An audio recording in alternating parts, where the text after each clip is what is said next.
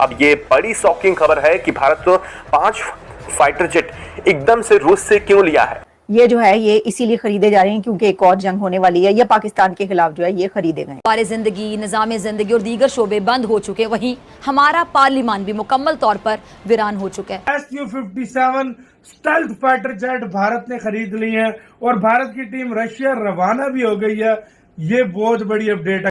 खबर बाजवा साहब यहां पर यह आती है कि भारतीय वजीर आजम जो वहां पर इस वक्त गए और भी बड़े से उनके लेन देन थे, उन पर टैक्सेस भी लग रहे हैं, लेकिन असल में जो तकलीफ है ना वो है अमेरिकी सदर से मांगे जा रहे हैं 35 लड़ाका तैयार। क्या भारत फंस गया है? क्योंकि अगर वो Su-57 रशिया से लेता है तो अमेरिकन नाराज़ हो जाएंगे, अगर अमेरिकन से वो F-35 लेता है तो रशिया नाराज़ हो जाएगा, अगर इन दोनों में से किसी के ले भी लेता है तैयारी फर्ज करो तो फ्रांस नाराज़ हो सकता। वो ओबामा था जिसने उस वक्त आसफ अली जरदारी प्रेसिडेंट से बोला था, mister president, I would like to congratulate you and inform you that in a successful operation in Abbottabad, Pakistan, we eliminated Osama bin Laden.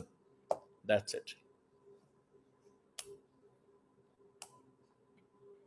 ये आप वो करना चाह रहे हैं, या तो होना कि आपका इतना क्लाउट हो कि आप हमला करके तो चले जाएं, या पाकिस्तान के पास कैपेबिलिटी, आप ये हो सकता है मालदीव्स के साथ कर सकें। मैंने क्या कहा था आपको?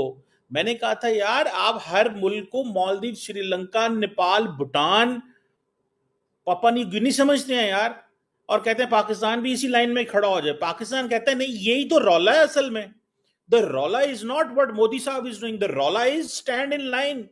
जब नवाज शरीफ नरेंद्र मोदी के पहले ओथ पे गए थे तो हम खुश थे, it's good, it's for piece, लेकिन दैट डज नॉट मीन कि आप ये कहो कि लाइन में खड़े हो रहे हो जो, और जनाब तुम हमारे मुलाजिम लगते हो। This is not possible, this is not possible, ये नहीं हो सकता। हम कमजोर जरूर हैं पर हम बराबरी चाहते हैं, और बराबरी के लिए सारा कुछ होगा। वो कहते जी आप तो इकोनॉमी में जी भूख भीख मांगते हैं। आप पाकिस्तान के नेशनल नर्वस ब्रेकडाउन करने के, ये जो इनकी कश्ती है ये यहाँ पे रुकी हुई है समुद्र के बीच में, तो क्या वजह है?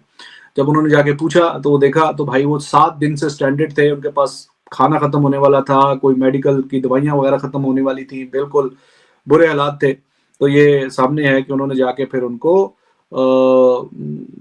जो भी मदद हो सकती थी खाने की, पानी की, वो दी और उनको मदद की, और वो जाके फिर अपनी मंजिल मकसूद पे पहुंचे, यानी अपने घर में पहुंचे। तो उन्होंने भी जाते जाते जैसे कि हाँ जी पाकिस्तान नेवी जिंदाबाद, या पाकिस्तान पाकिस्तानी था, बोला हाँ वो नॉन स्टेट एक्टर्स थे जिन्होंने किया था।